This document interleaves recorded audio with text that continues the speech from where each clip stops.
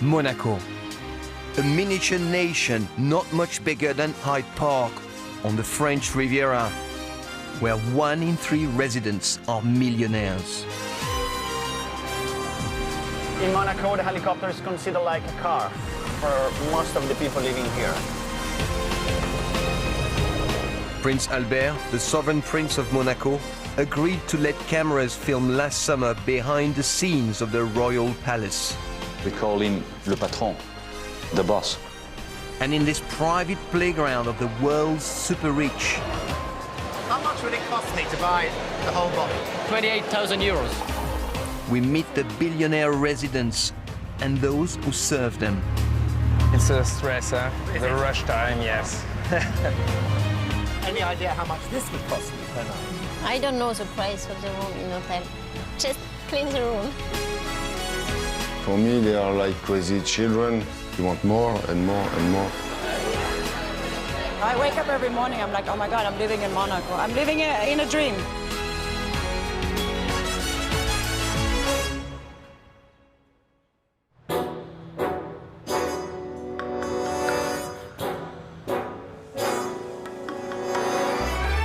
At just 2 square kilometers, Monaco is one of the smallest and wealthiest countries in the world. A packed calendar of events keeps the super rich entertained, and the classic Yacht Week attracts boating enthusiasts from across the globe. We drafted a great team from Nantucket Yacht Club because we're all Americans. And when I rang up and said, gee, we've got this possibility, what do you think? People said, Yes, are you kidding me? Where do I sign up? Regattas have been held in Monaco since the 19th century, and this exclusive event showcases some of the best classic yachts from years gone by. What's special about Monaco? Everything. Is there anything that's not special about Monaco? Champagne's very special. We just are so enjoying ourselves here. You never get bored in Monaco. Out on the water, competition is fierce, as yacht crews test their sailing prowess in a series of races. Today's event, however, is a more demure affair. The elegance competition is a chance for yacht owners to show off their pride and joy, knowing that, rather than speed, their boats will be judged purely on looks. Sitting on a judging panel are Princess Camilla of Bourbon to Sicilies and yacht owner Christian Chalmin. Position here is fantastic. Perfect view. Perfect view so that we can really judge what's happening. It's very important. We are, as you can see, we have to give notes every single boat. Vous connaissez ce bateau. Ce bateau a appartenu à la famille princière ici. Et c'est le bateau sur lequel le prince Régnier et la princesse Grace ont fait leur voyage de noces. Skippers are carefully judged on how well their yachts and crew are presented. Franchement, l'équipage, il n'y en a pas un qui a le même short. L'équipage, c'est pas bon. And even minor indiscretions can jeopardize their chances. It's a question of courtesy that when the beautiful sailing boat goes by, the flag should be put a little bit lower. And so that is a grade less. Moi, je mets 5. Oriole après. Oh, regardez le pavillon. Voilà. The flag, yes, that's it. The flag is down. Perfect. Bravo. Tell me about judging. Well, what expertise do you have? Well, actually, here what they are expecting from us is more what they call a coup de cœur. So something that your heart expresses. Le bateau est exceptionnel. You can have a coup de cœur for a boat like this, like when you fall madly in love with a man, a woman. That's it. Bravo.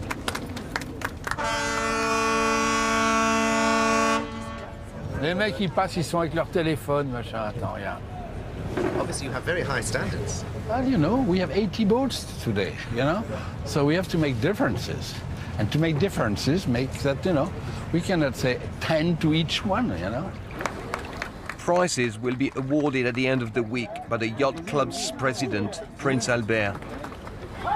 But winning here can be about far more than lifting a trophy. Of course, to receive a prize from the Sovereign Prince of Monaco, it's even a double winning somehow. And I think even the vote's value in itself, emotionally, but also financially, goes up. It's important. So, have you had a coup de cœur today? Have you fallen in love? Yes, but I can't tell you. Bravo, ça c'est une belle réponse. The classic yacht week may be steeped in maritime traditions of the past. But back on dry land, property developers have their eyes firmly set on the Monaco of the future. We go? Today, potential buyers have been invited to an open day for an exclusive new property that has recently come onto the market. Built into a cliff face, this one-off home has been named Villa Troglodyte, meaning living in a cave, and has taken its Monégasque property developer almost 2 years to complete. Bienvenue à tous. C'est une villa très spéciale ici à Monaco. N'hésitez pas à poser des questions. Spread across 5 floors, the villa has 500 square meters of living space. With solar panels on the roof and an indoor swimming pool carved into the bedrock, it may be the most luxurious and expensive cave on Earth. Fantastic house. How do you find it? Lovely, absolutely wonderful. It's really unique, very inspiring. But interested buyers will need deep pockets, as this house is on the market for around £23 million. Might you be a buyer? No, I don't think. No, not yet. Maybe on Friday there's a lottery, and I'll play the lottery, and then we'll come back and we'll have another talk. Estate agent Andrea has seen increasing demand for properties like this, despite the villa's extraordinary price tag.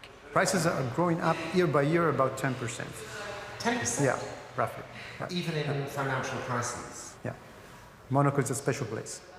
Is there a market for a place like Sure, this? absolutely. Especially in Monaco, there are potential clients, potential customers. I'm 100% sure. Yeah, yeah. Sooner or later, this villa will be sold. Yeah, yeah, absolutely. But it doesn't look like it will be snapped up today.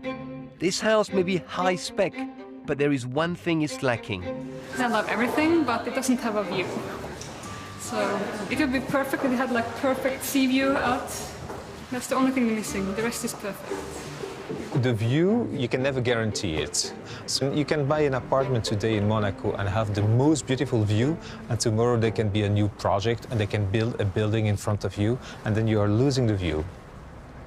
So actually what they say, if you have to invest, it's better to invest directly in an apartment without a view.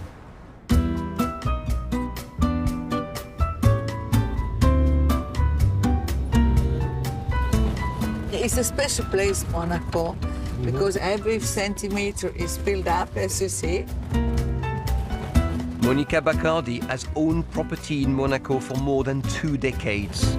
The space is very limited, and so the buildings are more and more expensive because there are not so many. And a lot of people want to live here. With space at such a premium, Monica's multi-story house is a rarity among Monaco's 20,000 homes. It's a townhouse, a Monaco townhouse, and I'm living here many years, I think 25 years. Really? How many floors? We have a service floor, this one, my daughter's floor, my floor, the office floor. We have 5 floors. Fantastic. 5 floors, yeah. And we have a lift. You obviously get good exercise going up and down I'm stairs. making good exercise. I don't have to go to the gym. 1, 2, 3, 4, 5 o'clock rock. I rock it up the stairs. Can we have a look out onto the balcony? Absolutely, please. This is our living room. And unfortunately, they're building a building in front of us. Before there was the whole sea view and the sea wind coming.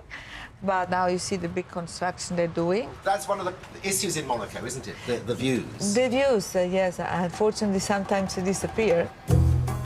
You may now only be able to see the tiniest slither of sea, but this townhouse is still worth at least £30 million.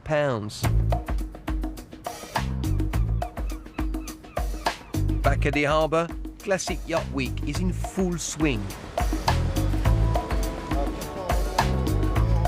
The event is being hosted by Monaco's exclusive yacht club, established by Prince Rainier in 1953.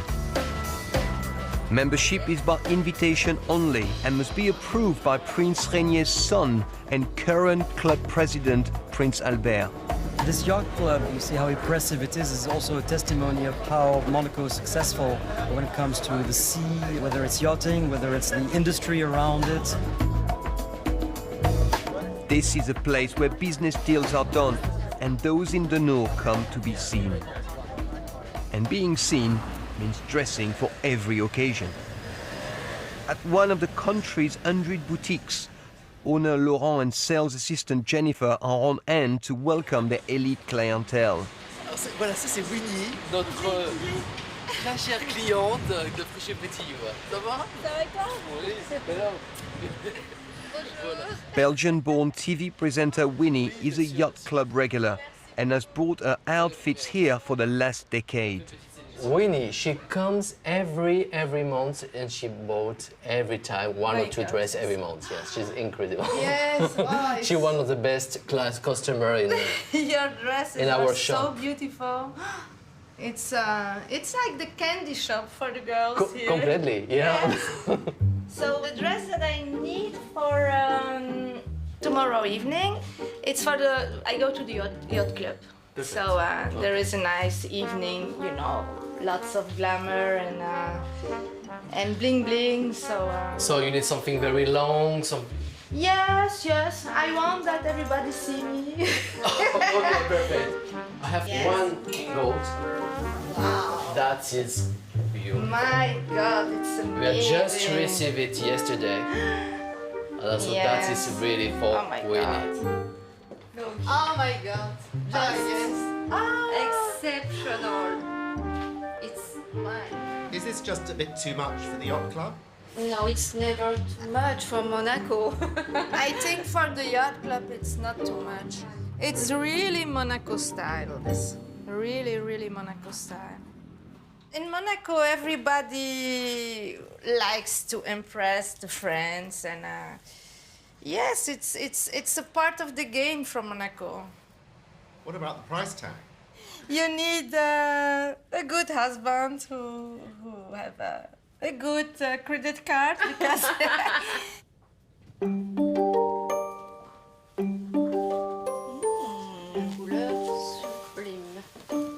this is an amazing dress. Bling bling bling bling bling bling bling. With this dress, Winnie, you are the queen of the evening, of the night. You have to see me if you see me in this dress. Monaco, it's very small. Everybody see you, and you can wear one time your dress. This is the problem here. What's the price of this? 1600. Beautiful, amazing. This is very, very glamorous. It's wow. And it's no surprise. The two gold dresses may both look the part, but this one is 10 times the price. This dress, it's 16,000 euro. 16000. Wow, wow, wow, wow. It's very difficult for me for make the decision because I love a boat, so I have to think about, but one night good sleep and it's okay. At the harbour, it's the climax to Yacht Week, the prize-giving ceremony. Ladies and gentlemen, welcome to the Monaco Classic Week official prize giving. Yacht crews gather expectantly to hear the judges' verdicts, and Prince Albert will be arriving to present the awards to the winners. So, have you made your decision? Yes, we made all the decisions yesterday. The quality of the boats was absolutely fantastic this year. A very good year. And you haven't told anybody yet? Nope. And I'm not going to tell you now. Right now, we are waiting for the prince. Here, nothing can start before the prince is here. Ladies and gentlemen, please stand to welcome the President of the Yacht Club of Monaco, His 39th Prince Albert II of Monaco.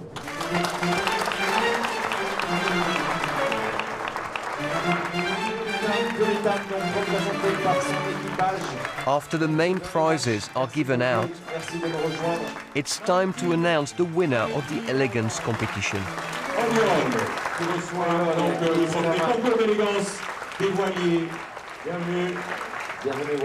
Judges were won over by the exceptional presentation of the 100-year-old yacht Oriole from the USA. With the prize giving complete, all that remains for Prince Albert as Yacht Club president is to congratulate some of the victors. No, please, carry on without me, that's fine.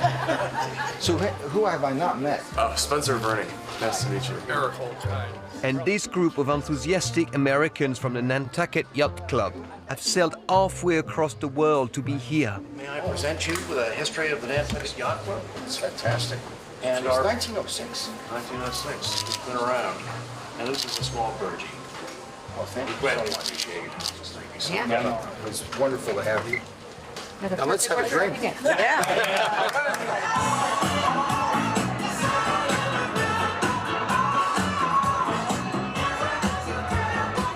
Classic Yacht Week may be drawing to a close. But for its visitors, there is still time to have a few more glasses of champagne and celebrate before embarking on a long journey home.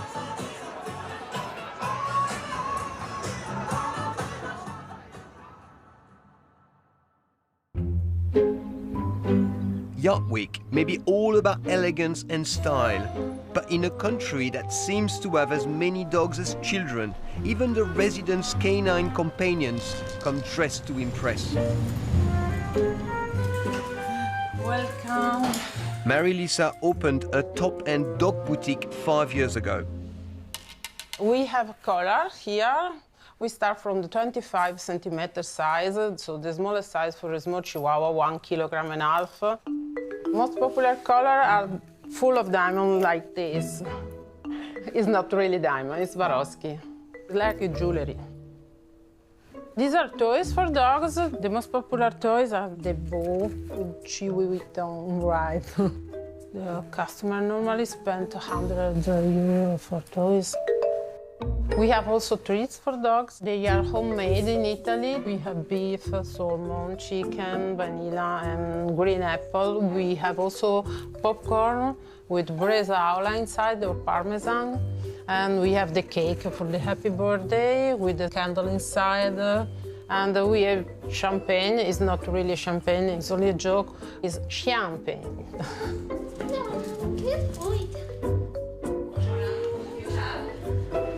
Shop assistant Korean-born Ju Bin has worked here for the last 3 years. But moving to Monaco was never part of her plans. My boyfriend is Monegasque. And we were living in Australia before. I met him in Australia. But he has a really bad knee injury. So we had to come back for the doctors and everything for him. Ju Bin enjoys pampering these privileged poochies, but has found it's the people here that are the hardest work. But the first time I moved to Monaco, I hated it because I've met some, horrible people. For example, when you go to a restaurant, I'm a normal person. I don't have a big money or nothing. I just went to have a dinner, and then I didn't really get good service. But then right next to my table, the lady with the, you can tell with the Chanel bags and everything. The waitresses tend to be nicer. I think some people, they seize the money first. I didn't really like living in Monaco because of these things. Ju Bin may have found it hard to acclimatize, but life is very different here if, like her partner, you're one of the 8,000 Monaco citizens or Monégasques who have long been financially supported by the state. With 120 nationalities jostling for space in this tiny but exclusive enclave, the price of property in Monaco has skyrocketed. So to protect its citizens, the state has stepped in to provide subsidized rent and other advantages, such as free healthcare. It's always been the feature of the Principality of Monaco to have a small national population, but it's really part of our makeup and part of what we are. Monegasques are a minority in their own country, but we live in perfect harmony with all the other nationalities that call Monaco their home. Osteopath Thomas has a Monegasque father, so he's been a citizen from birth. So you have the harbor here with a big part of the F1 track. You have the swimming pool. Overlooking this, you have the old town, and you can see the palace, actually. With a baby on the way, he and his partner Tatev from Armenia have recently moved into a new apartment, which has a view that many would envy. If you go this way, you have maybe 1 or 2 streets of Monaco, and then it's only France, Beau Soleil. Some people really love the sea. For me, I don't care. I come from mountains. So to have this piece of mountain in front of me, I am very happy because it reminds me of my country, right? You have both now. Yeah, and now we have like both, and it's like perfect. The average property in Monaco costs around £45,000 per square metre, which is twice as much as a flat in Mayfair, one of the most exclusive parts of London. Here we prepared the beginning of our little baby. Because Thomas is a citizen, he and Tatev pay less than a third of the market value to rent this apartment, and the state pays the rest. The state protects the Monegasque citizens because the prices of the real estate went crazy. There's flats that belong to the states that are only or mainly for Monegasque with rents that are controlled by the government, which are reasonable. And then you have the possibility of renting in a private sector. This is private, and we receive help from the government. A subsidy. Exactly, yes. So we have to tell them how much we earn, and they will make sure that the rent is not more than a third of our income. When Thomas and Tatev's son is born, as a Monegasque, he'll be granted all of the benefits that come with being a citizen. If you're Monegasque, you will have a flat, you have a priority for jobs. So if you know you have this security, you can travel with your free mind. And I would be very proud if you could study abroad, live and work abroad, and maybe come back later in Monaco to bring his everything he learned outside of Monaco and bring it back to the Principality. You always have a country that will welcome you, so use it. It is a big luxury to have this. But it's a status that's only afforded to a select few. The easiest ways to become a citizen are by birth or by marriage. But you'd have to be married to a Monegasque for 10 years before you'd even be eligible. Increasing pressure on the country's resources means that citizenship rules are about to become even tighter. We are about to enter discussions on extending the time period from 10 to 20 years to automatically become a Monegasque by marriage. That's because if we continue in this way, we will have an increase in population that will simply be unsustainable for us in terms of providing housing, providing job opportunities. There is one other route to citizenship, but the success rate is so slim that few people even apply. The other process is, of course, naturalization. There are roughly between 100 and 150 demands for Monegasque citizenship every year, and only about 20% are accepted. For the country's majority, buying a property here means paying the full market rate.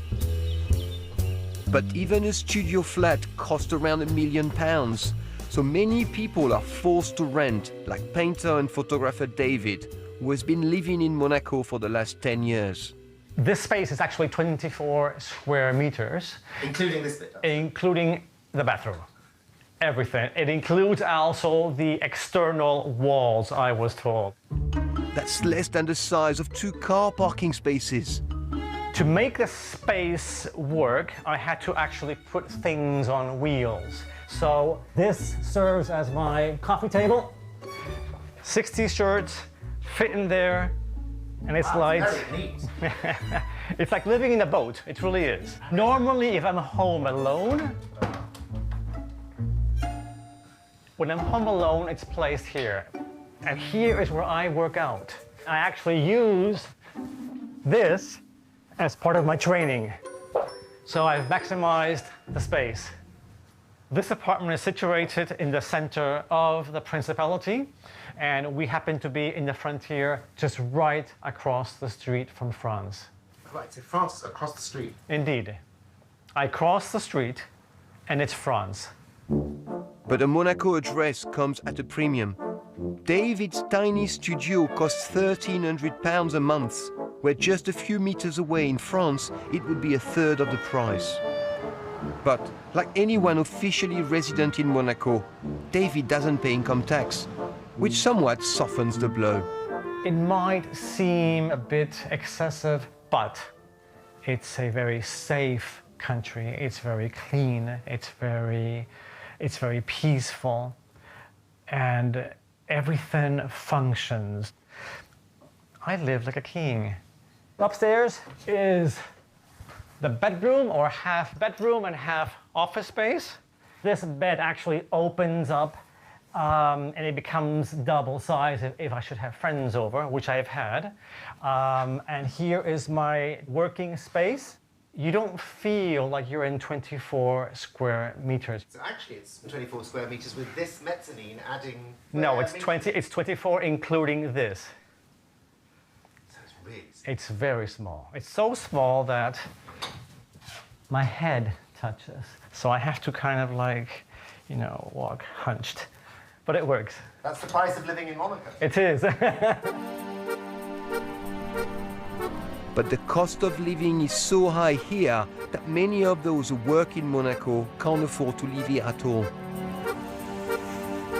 Street cleaner Miraji works in the Palace Square and travels every day from his home in the neighboring French town of Cap d'Aille. Vous allez à boulot comment? Le matin, en scooter ou bien en footine, j'arrive ici vers 4h30, ensuite je prends mon café, à 5h je commence. Miraji may not be able to afford to live here, but he's paid considerably more in Monaco than he would be across the border. Et vous aimez votre boulot? Ouais, moi j'aime, franchement j'aime bien. On a eu la chance d'avoir ce boulot. Aujourd'hui c'est très difficile d'avoir un travail.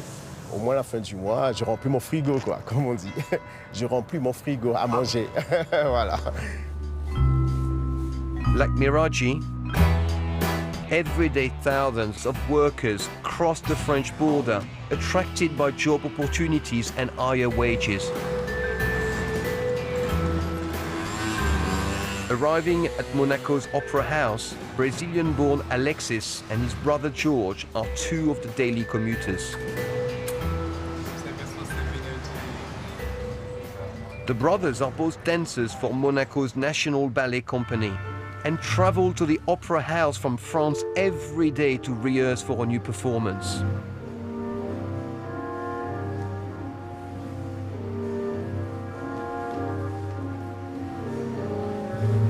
Where do you live? I actually live in Beausoleil, which is quite close. Not It's Monaco? always like, never Monaco, it's too expensive. It's too expensive. I mean, it doesn't really... there's no point for us. I think there's no point. Either you're really like a billionaire or a millionaire, you know, that you can live there and can afford to live the Monegasque life, or it's not. It's pointless. It's not a match. It's not a match. With the real life people. We do have good salaries, but it's just the amount of money you pay for rent, or even if we could not buy. We both bought houses, apartments in Beausoleil. That would be impossible. Literally impossible in Monaco. So our view is like the whole Monaco and the sea, you know. So we still have a little bit of Monaco in a way, you know. So.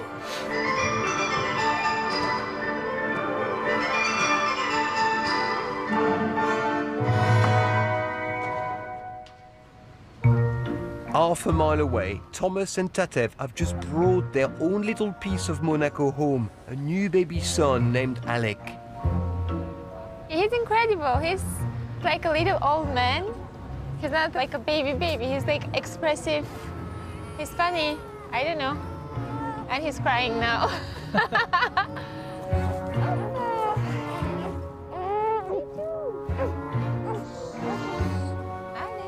Alec is one of only 100 or so Monaco citizens born each year. Being Monegasque, it's rare.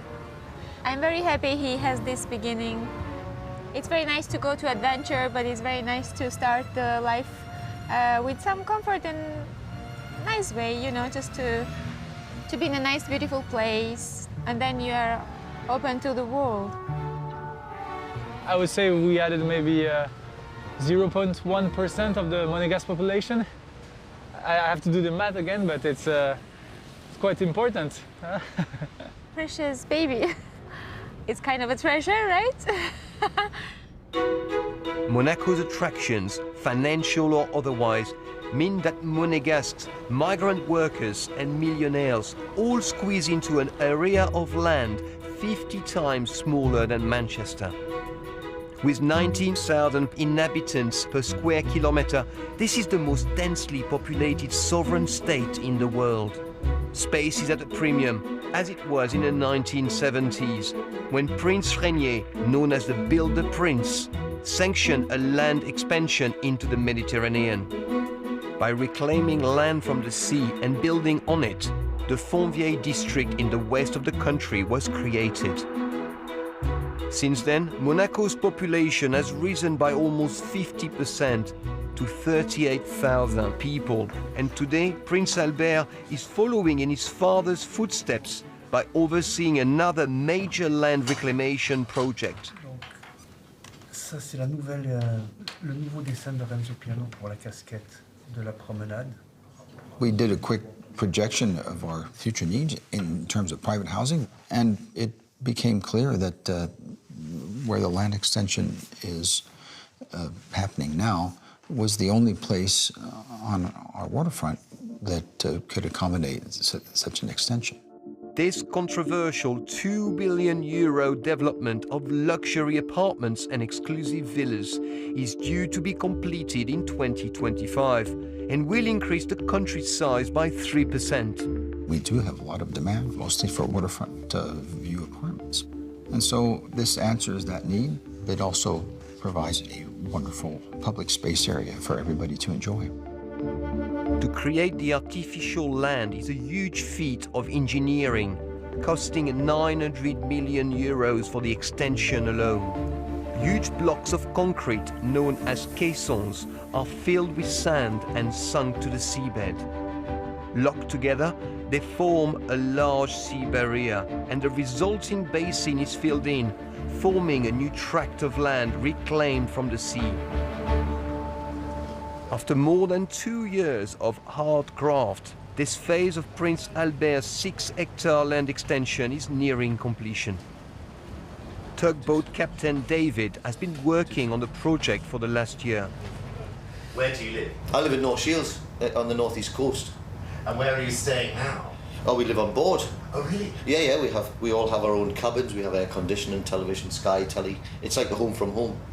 What do you make of Monaco? It's okay. It's nice. I mean, the people are lovely. I couldn't spend my money here. What do you mean? Well, it's not cheap. I think it's a bit of a millionaire's playground. 17 of these 10,000-ton structures have already been fixed in place. And this morning, David and Jean-Pierre are coordinating the arrival of the final caisson, which has been towed over 100 miles from Marseille. Le caisson, il est parti de sa position de stand-by. Il va passer entre les bouées, entre cette ligne et cette ligne qu'il y a ici. Il vient ici. Il va venir se positionner pour arriver dans sa finale position. Ça, c'est sa finale position ici. Olivier, JP Olivier. It's a complex operation. This caisson is 35 meters wide and extends 20 meters below sea level. Tu vas longer les bouées et puis après tu vas rentrer au niveau du fermont, on est d'accord? D'accord. Is there a small margin of error? Of course, yes. The target is very short. Okay, we have approximately 5 centimeters. The target is very precise. Concentration is very important. So,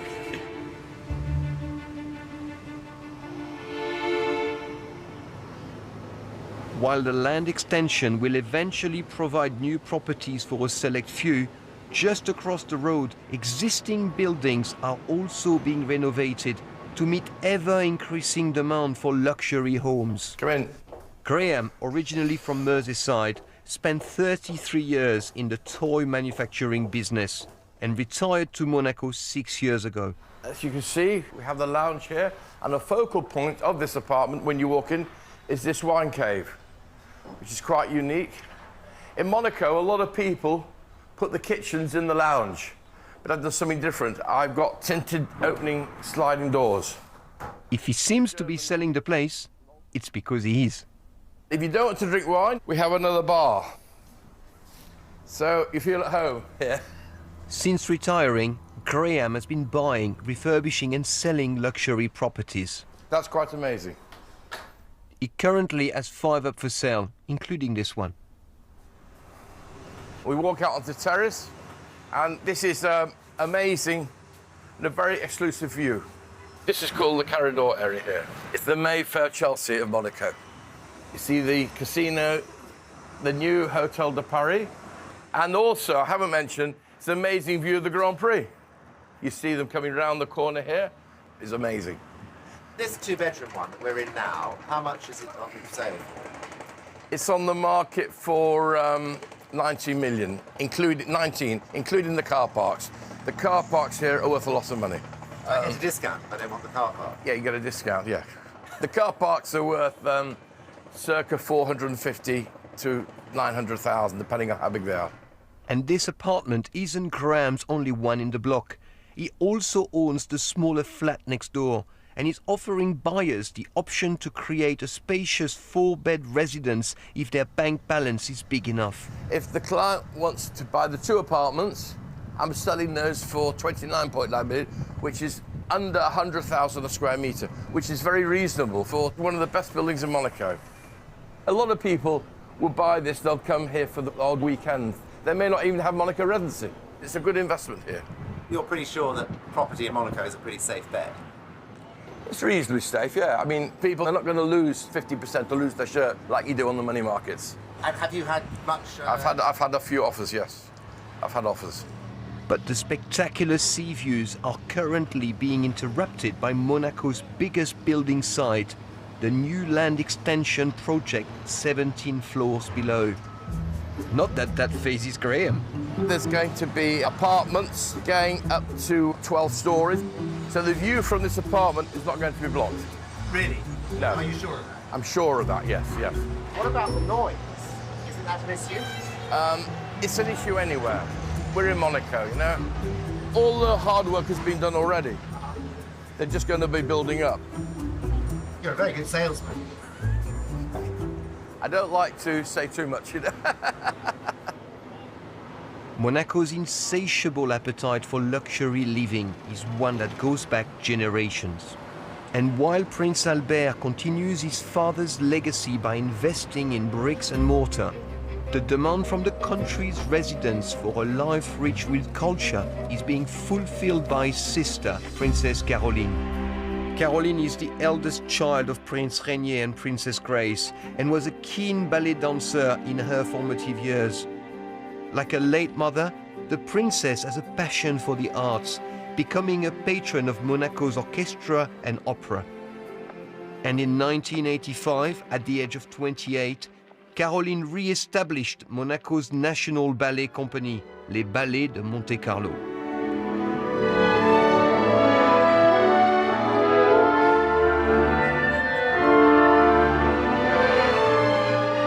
Today, the ballet company still performs at the Opera House, built in 1893 next to the casino in the center of the Monte Carlo district. A former dancer, Frenchman Jean-Christophe Maillot has been the ballet's director and choreographer since 1992. That's where I have my computer. I have my little maquette where I can work on my new creation, so I can actually see the stage and imagine how I'm going to organize the whole things. The prince, and of course I have my dear Princess Caroline who's here. Tell me about the princess. The princess, what can I say? I mean, without her, the company wouldn't exist. It's really her will, in the memory of her mother, the Princess Grace, that she rebuilt the company. Princess Grace established a fledgling dance school in her final years. But it wasn't until her daughter Caroline revived it 3 years after Grace's death that the ballet began to go from strength to strength. 35 years later, and the company now boasts a 50-strong ensemble of dancers and an international reputation. I think at the beginning when the princess, I don't think I will hurt her if I said that, but I think at the beginning, when she created that company, a lot of people laugh. They didn't take that seriously. A princess doing a ballet company. But that was the great genius of Caroline. She actually proved by doing that company that she could create something, and it's wonderful. To ensure the ballet remains accessible to all, government subsidies keep these ticket prices under £35, less than half the price of equivalent tickets at the Royal Ballet in London. They sell out weeks in advance. You know, it's one of the rare countries who's giving more than 5% of his budget for culture. A lot of things that happen in Monaco are done by the will of the princess, and she really is a woman that has a very strong respect for anybody who tries to do something artistically. And Princess Caroline is due to be here in person for tonight's special performance.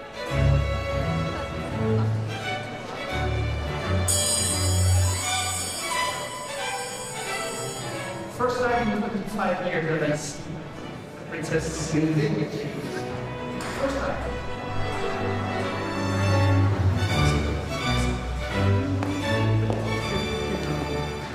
With the princess now in attendance, the ballet can begin.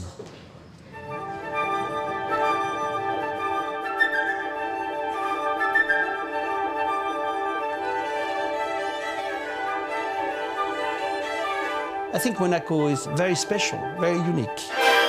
But there is always this kind of very superficial picture of what people know about it. Of course, you cannot avoid it. It's a place where there is money, where there is rich people, there is big boat, there is Ferraris, there is casino. But there is also a life. There is also a life with people creating. For me, it's a kind of mission to imagine that I'm a kind of ambassador of the principality, showing the rest of the world a kind of a different idea of what Monaco can be. So when people see the Ballet de Monte Carlo outside, they say, oh, they also do things like that there? Oh, I thought it was only a rich lady with poodles working on, you know? And I feel very proud of that. With the performance over, as per tradition, Princess Caroline likes to thank the dancers backstage, including brothers Alexis and George. Yeah, she's about to come. Yeah, she's coming just to say hello to the company. Do you have any plans on what you'll say to her? We don't normally say much. She just comes to... Oh, she's coming, sorry. Super!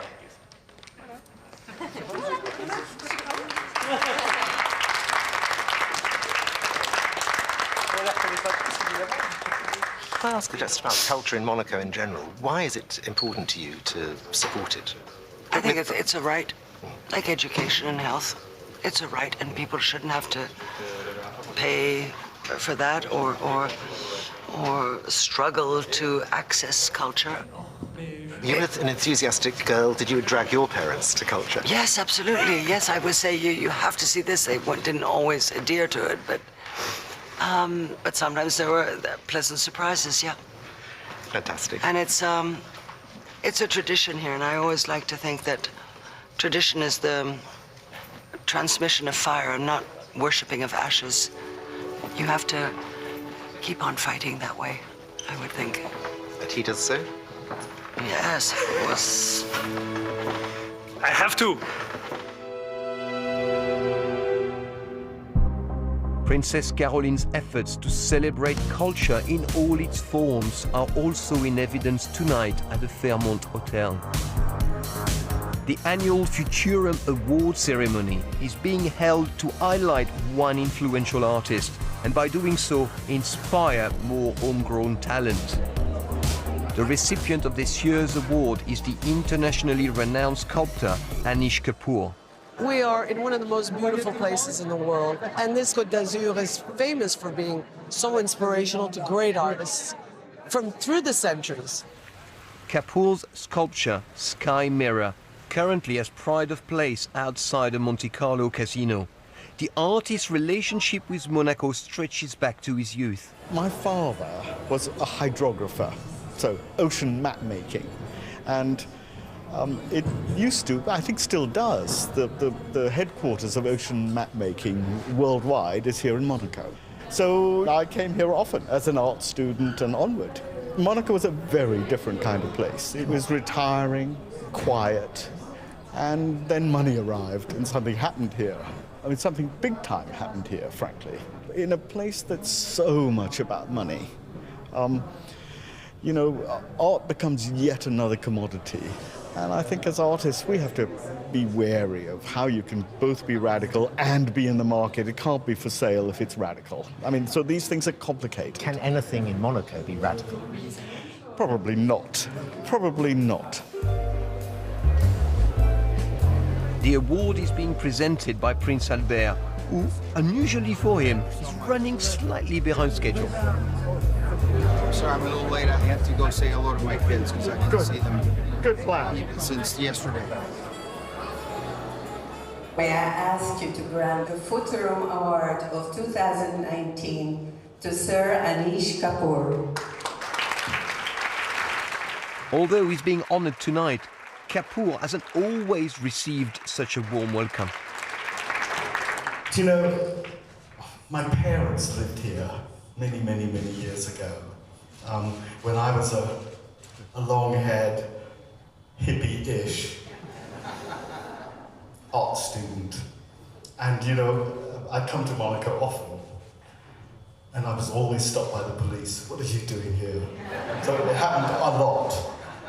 But you know, it's strange, therefore, to come back to be honored in this way. Monaco does lots of things, but I feel it's very, very important that it does culture. That culture, in a way, brings citizenship. It brings belonging. On that, please forgive me and thank you.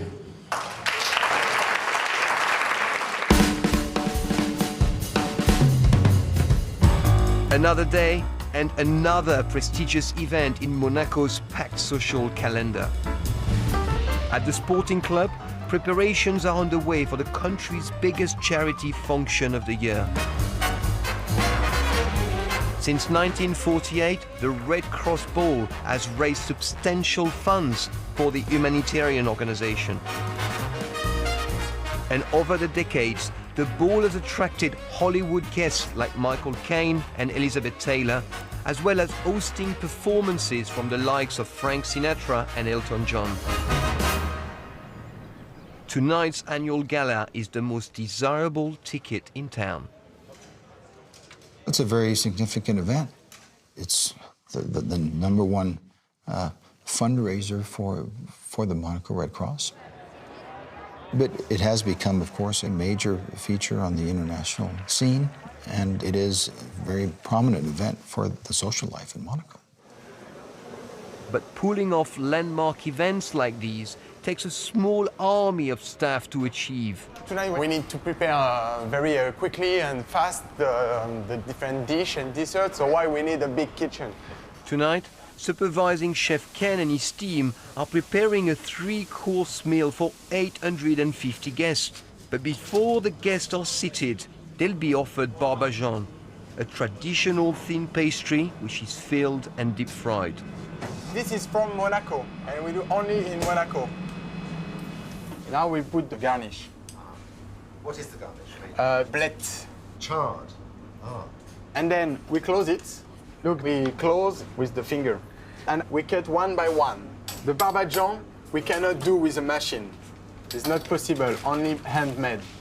This is a very important recipe for us. Because it's Monegasque? Yep, yes. The team will need to produce 3,000 of these Monegasque delicacies before tonight's event.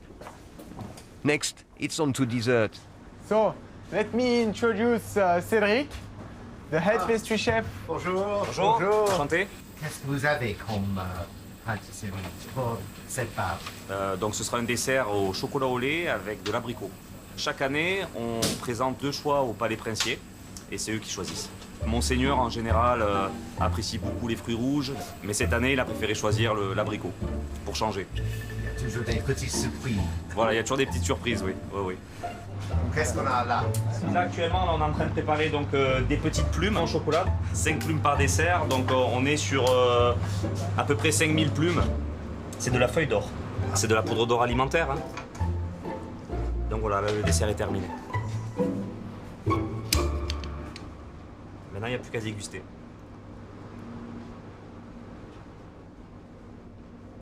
It's very beautiful, refreshing, delicate. Good job, team.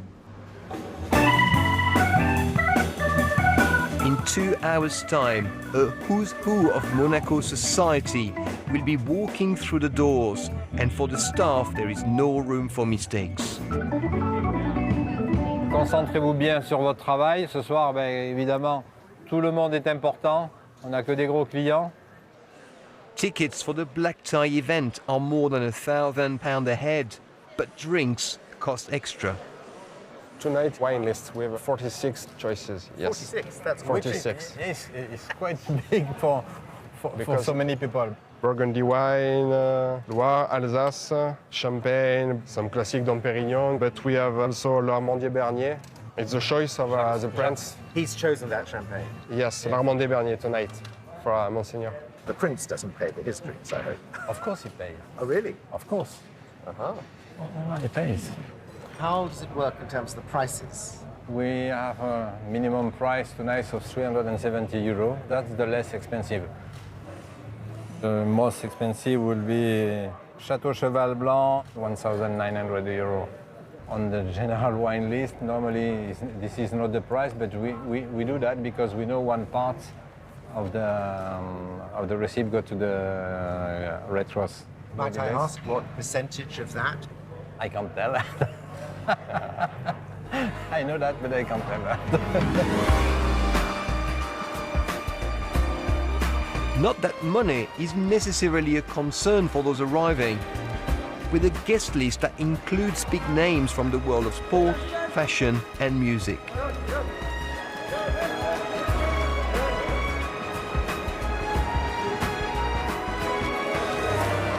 As tonight's attendees settle in for their glamorous evening, in the kitchen, it's the moment of reckoning for supervising Chef Ken and his team. It's now or never. It's a big rush, and it's very important to keep the pressure. Nous allons envoyer 850 desserts ce soir, tous identiques. I need to respect all of the plate because maybe one plate is for the prince, so it's a random. We don't know, so why we need to keep the quality for all of the plates?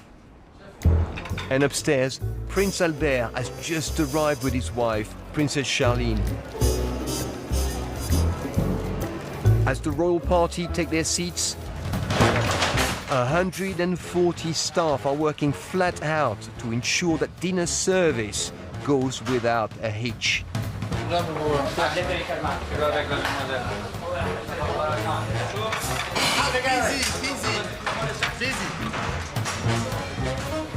s'est trompé sur un verbe.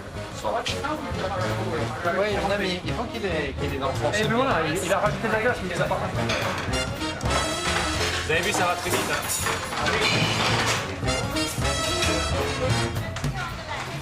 Job is down, job is down. Job is down.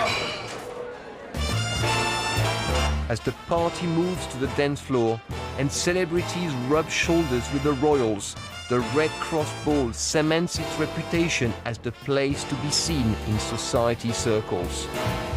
Ticket sales, fine wine and a top-tier auction raised around £500,000 for the charity.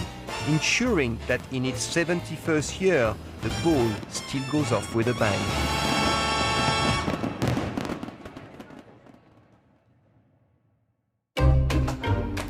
Whether it's grand celebrations or ambitious expansion plans, for a small state, Monaco has a long track record of thinking big. And today, at the land extension, work has already begun on filling in the newly formed basin, setting the stage for the construction of the new luxury villas. This morning, the project's progress is being inspected by government official Jean-Luc and site manager Christophe. Et vous avez pompé alors ce qui est rentré? Oui. Oui. Donc la fois dernière, elle était entièrement remplie d'eau, avec les franchissements. Is he a demanding inspector? Certainly, and he's right, because we need some challenge each time. Yeah, we had very demanding goals. Work should commence on the first of the buildings this year. But creating the land to build them on is an operation that requires vast amounts of natural resources. We have completed this whole belt of caisson. So we have created the first artificial lake of Monaco, but in fact we have a duty to fill it. These ships are taking some kind of rough sand to fill up this section in order to create the reclamation.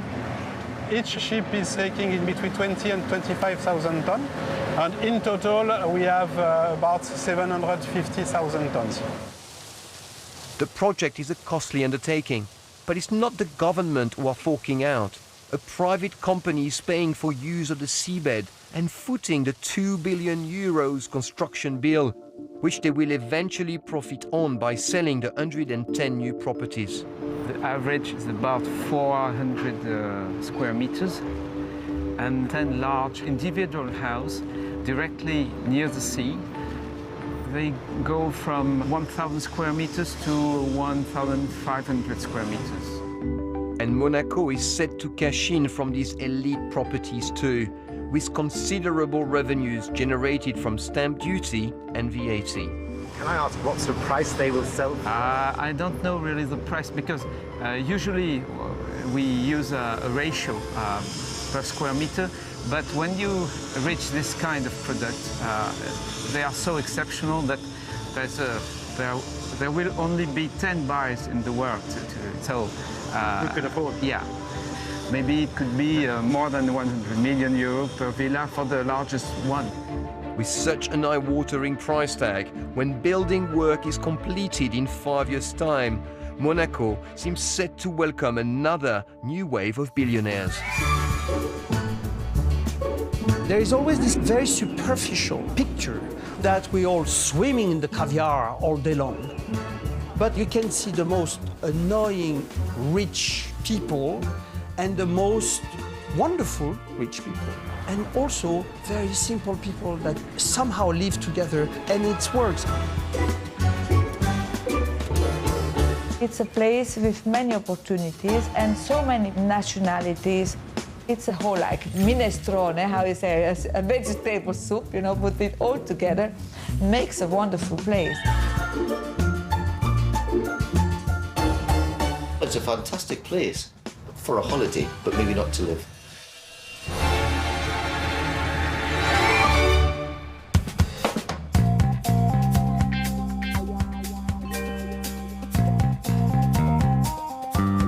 Tonight, the events which led to the murder of Stephen Lawrence, the investigation which followed, and a mother who took matters into her own hands. That's at 11:30.